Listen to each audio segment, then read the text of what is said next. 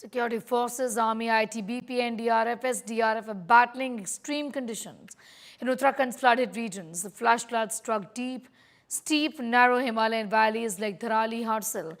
Thick mud boulders, debris have blocked access routes and buried entire areas. Roads, including the critical Dharali approach, are broken, cutting off ground connectivity. Persistent poor weather, thick fog, rain have severely hampered visibility, grounding helicopters and slowing down foot operations. In spite of deploying 2 Mi-17s and 2 Chinooks from Sarsawa and Chandigarh, aerial rescue has been rather limited. NDRF teams couldn't fly out of Dehradun because of the cloud cover. As per sources, Mi-17s and ALH Mk3 choppers in Bareilly, transport aircraft in Agra were prepped overnight. Relief material is ready. Dense fog and rain are delaying the flights.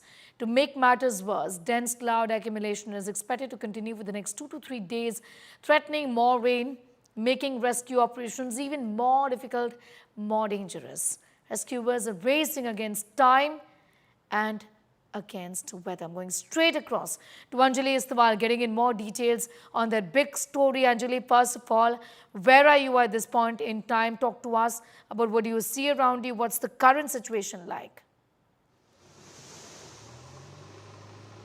So, Sneha, as you can see behind me, currently we are on the road to Uttarkashi. We had to take a detour because National Highway 34 is completely blocked. There are multiple locations where there are landslides, but this is a road that goes from Mussoorie to Uttarkashi. And you know, this is the issue that you will see in multiple places. A lot of water is coming from the hills. It gets debris and rocks. It blocks the road. Sometimes there are uprooted trees on the road, and that's when the authorities bring in JCBs and bulldozers, earth movers to try and clear the road. So currently there is a line of traffic waiting for this road to clear up. There are officials here right now clearing the road. We'll try and see if we can, sir, can we speak to you? Okay, we understand. So they're busy clearing the road. And when we started on this road, we got the information that most of the roadblocks have been cleared. But as we proceeded, new roadblocks are cropping up. Thankfully, as you can see, the weather has cleared up a little bit. And on our way over here, while we were driving, I spotted some air traffic. I spotted a helicopter flying. Now, I'm not sure what kind of helicopter it was, but that does give us an indication that some air traffic has started. That would be a huge relief if that happens, because the rescue operations can be conducted massively through air operations, because that road connectivity, we all know, is completely demolished as far as the ground zero is concerned. But right now, as you can see behind me, JCB clearing out all the debris, making way for all the traffic that is waiting, and not just locals who are traveling, but also rescue teams. So there, all the officials on the ground doing their best, trying to make traffic flow as smoothly as possible, Sneha.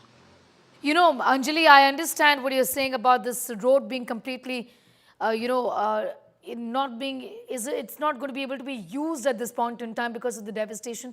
Roads have been washed away, but aerial rescue work is also difficult because of the weather conditions.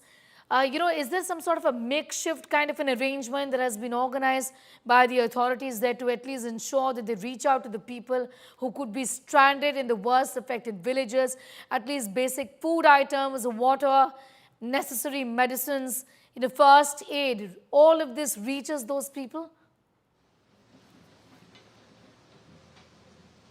See, Sneha, we spoke to the Army PRO in the morning, right, and he also had the same thing to say. The best way to ensure that all that material, I'm going to let you see the visuals while I speak. So the best way to ensure that all that material, relief material, reaches the people who need it is air. But that is subject to weather.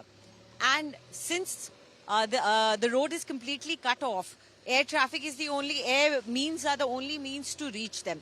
But the army that was stationed there at that point of time, the Harshil camp, that we already know were the first boots on the ground within 10 minutes who were helping the people over there and had evacuated about 20 to 35 people, 20 to 30 people at that point of time.